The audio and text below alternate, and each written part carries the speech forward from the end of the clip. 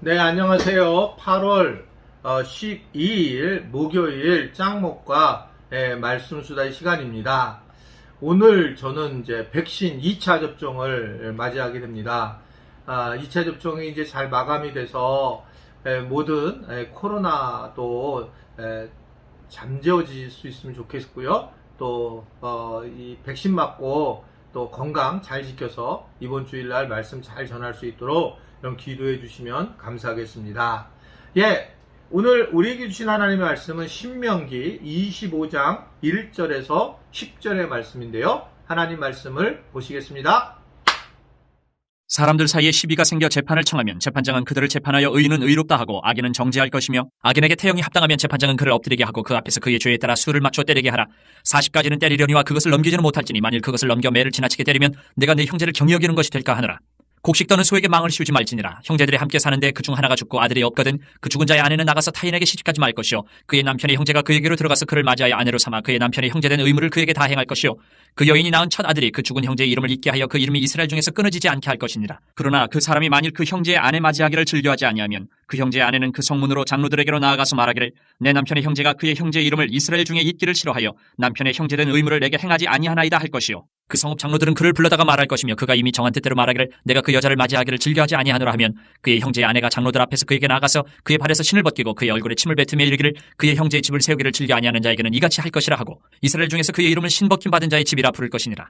네, 오늘 말씀은 되게 디테일하게 지금 계속 말씀이 나오지만 결국 이 당시에 형벌 제도가 있었는데 형벌 제도를 통해서 하나님의 의도하심을 볼 수 있는 그런 내용의 시간이라고 볼 수가 있습니다. 당시의 형벌은 사형, 체형, 벌금형, 태형 이렇게 구분을 지었다고 그래요. 태형의 마지막 노선은 40대로 정했습니다. 태형이라는 거 아시죠? 이렇게 때리는 거예요. 때리는 거. 40대 이하로 정했고, 그 40대 이하의 그 정한 이유는 결국 건강을 위험하니까 건강을 잃을까봐, 그럴까봐 젊은 사람들까지 때렸다고 그렇게 얘기할 수가 있습니다. 결국은 이러한 것을 보게 되면 40대까지만 때리려고 이렇게 했다는 얘기를 보게 되면 결국은 뭘 의미하고 있을까? 이것은 때리고 혼을 내는 데 목적이 있는 게 아니라 자신의 죄를 깨닫게 하는 것이 굉장히 중요한 이유였다라고 하는 걸 볼 수가 있습니다. 즉 상대방의 범죄자의 인격과 건강을 잘 보호하고 또 어느 정도 그 정도까지를 하지만 그 다음에 그러나 혼낼 부분은 정확하게 혼내는 그런 상황이라고 하는 것을 볼 수가 있어요. 이게 지금 요 사이에 계속 핫한 부분이 이 아이를 때리는 거, 그래가지고 아이가 죽게 되는 경우가 계속 나오고 있잖아요. 근데 이제 그 부모의 입장에서는 여러 마음이, 나쁜 거지만 무조건 여러 마음이 분명히 있을 거예요. 처음에는 아기에게 훈육을 하기 위해서 때렸을 거예요. 그러다가 점진적으로 더 울게 되면 더 자기의 분노에 못 이겨서 때리게 되었을 것입니다. 거기에 분노를 못 이기는 거 이 자체가 문제가 있다고 하는 거예요. 태형을 하는 사람의 분노가, 그래서 자기가 정확하게 조절해서 만약에 아이에게 혼을 내리고 때린다면 이거 문제가 없어요. 40대 이하를 때리는 거 아이들한테 그러면 안 되죠. 예를 들면 뭐 10대 이하 이렇게 서로 약속하에서 때리면 문제가 없지만 자기 감정을 가져서 아무거나 막 들고 막 집어서 때리게 되면 아이의 영혼의 마음에 상처를 입게 되면서 아이가 굉장히 고통스러워하는, 그래서 마음의 상처로 인해서 헤어나지 못하는 그런 상황이 돼서 나중에 어리 되면 자기가 자기 자녀에게도 그렇게 행동을 취하는 경우를 너무 많이 보게 되거든요. 내적 치유를 받지 않으면 결국 심각한 상황에 이루어지는 것을 우리가 볼 수가 있습니다. 결국 계속 하나님의 관심은 뭐냐면 회복하는 것이 중요하다는 거예요. 그 영혼을 회복하고 그 죄에서 그를 끄집어내는 것이 중요하고, 그런 것이 우리가 하나님이 혼을 내고 벌을 내리는 그런 이유이지, 이 벌 내리기 위해서 저기 얄미우니까 혼을 내기 위해서 그러지 않으시고 있다라는 겁니다. 그러니까 근본적으로 하나님도 범죄자의 인격을 보호하고 그의 육체까지 보호하고 계시는 걸 볼 수가 있어요. 우리가 함부로 하는 경우가 없다는 겁니다. 어떤 사람들은 그런 얘기를 해요. 김정은은 정말 그거는 죽어야 된다. 뭐 있잖아. 예전에 아베는 죽어야 한다. 여러분, 우리 마음은 분명히 그런 마음들이 있었어요. 그런데 정말 성경적으로 생각하라는 거예요. 자꾸 자기 생각만 하지 말고. 성경은 원수를 사랑하라. 그러니까 사랑하지 못하는 것은 인정하지만 그러나 죽여야 한다 이렇게 말하지는 말아야 된다는 거예요. 그러니까 이게 크리스찬들의 모습입니다. 정말 속이 상합니다 이렇게는 얘기하지만 그를 죽여야 한다 이러한 표현들은 전혀 성경적인 모습이 아니라고 하는 거예요. 하나님은 이 세상에서 미워하는 사람들이 없습니다. 정말 극악무도한 히틀러 같은 조차도. 그러니까 우리는 그렇게 생각을 하고 있지만 근본적으로 하나님은 그런 모습이라는 거예요. 거기서 출발을 할 때 그는 원수는 원수인데 사랑받을 만한 대상자이긴 하지만 그런 내가 지금 사랑을 못한다. 이거에 대해서 뭐 더 이상 할 말이 없는 거예요.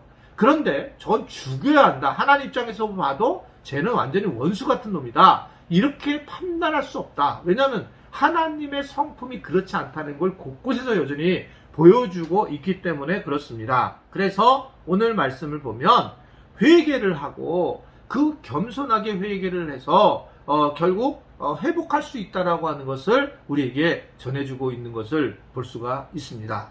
또 하나의 테마는 뭐냐면 구약시대에 그 계대결혼이라는 게 있었어요. 그건 뭐냐면 자식이 없이 죽은 가문은 대를 이어받기 위해서 그래서 형제가 죽으면 죽은 형제와 형제의 아내가 죽으면 죽은 형제와 결혼하는 거죠. 이것의 중요한 이유는 이스라엘 여인이 다른 이방 사람들과 결혼하는 것을 막는 거였고 또 하나는 이 자녀가 없는 미망인들, 과부들의 삶을 보호하기 위한 하나님의 아주 상당한 굉장한 지혜로움이다 이렇게 볼 수 있습니다. 그래서 이러한 방식을 통해서 놀라운 거는 예수 그리스도가 이러한 그 어떤 구조로 인해서 오시죠. 지금 무슨 소리입니까? 실제로 예수님은 이 제도를 통해서 보아스와 룻이 결혼하게 되었고요. 그 다윗 가문으로 이제 탄생을 하면서 예수님이 바로 다윗의 후손으로 이 땅에 오시는 사건이 오늘 말씀이 밑바탕에 대해서 나타나신 그런 내용의 말씀입니다. 구약 시단에 어쩌면 계대 결혼 제도가 예수님의 탄생으로 이어졌다 이렇게 볼 수가 있습니다. 하나님은 그만큼 세밀하신 분이시고 그래서 우리는 하나님의 말씀을 절대적으로 지금은 이해가 안 되지만 신뢰해야 한다. 그러니까 이게 계대 결혼이 당시에 이게 뭐냐, 이 율법적으로 또는 이게 어떤 윤리적으로 맞냐 이렇게 우리가 고민하고 생각할 수 있었겠지만 이러한 시간들이 나중에 신약으로 넘어와서 예수님이 그러한 계대 결혼을 통해서 룻과 보아스의 사이에서 탄생하시는 것들을 볼 수가 있습니다. 지금 어려울 때가 있어요. 근데 시간이 지나면 깨달을 때가 많이 있습니다. 정말 그러한 것들을 보면서 하나님이 살아계시는 것을 많이 느끼게 됩니다. 지금 힘드신 분들 계시죠? 또 우리가 이 코로나로 힘든지만 나중에 알게 될 것입니다. 지금 우리가 나타나는 현상도 어느 정도 이해가 폭이 있겠지만 그러나 더 시간이 지나면 지날수록 이 하나님의 얼마나 온전한 뜻이 숨어져 있는지를 우리는 알게 될 것입니다. 그래서 하나님을 절대적으로 신뢰할 줄 아는 그러한 우리가 돼야 한다. 하나님을 절대적으로 신뢰하라. 그렇게 되게 되면 우리가 말씀을 그대로 신뢰를 하게 되면 나중에 우리가 그것을 깨닫게 되고 이해할 때가 올 것이다. 이것을 알고 오늘 하루도 힘들고 어려운 시간에 주님만을 바라보며 신뢰하는 하루가 될 수 있게 되기를 주님의 이름으로 부탁을 드립니다. 기도하겠습니다. 하나님 아버지, 우리가 삶을 살아가면서 속상할 때가 있는데 그럴 때도 하나님은 그를 속상하게 하는 사람을 사랑한다는 것을 알고 함부로 말하는 것을 우리가 조심해야 될 것이며 또한 우리가 이 세상을 살아가면서 하나님의 계획이 완전한 것을 알고 하나님만을 의지하고 신뢰하며 살아가며 그래서 하나님 앞에 맡길 수 있는 우리의 믿음이 되도록 도와주옵소서. 오늘 하루도 세상에서 빛과 소금의 역할을 잘 감당하는 우리 지체들이 되길 바라며 영적으로나 육적으로나 강건해지도록 주님이 축복하여 주옵소서. 예수님의 이름으로 기도드리옵나이다. 아멘.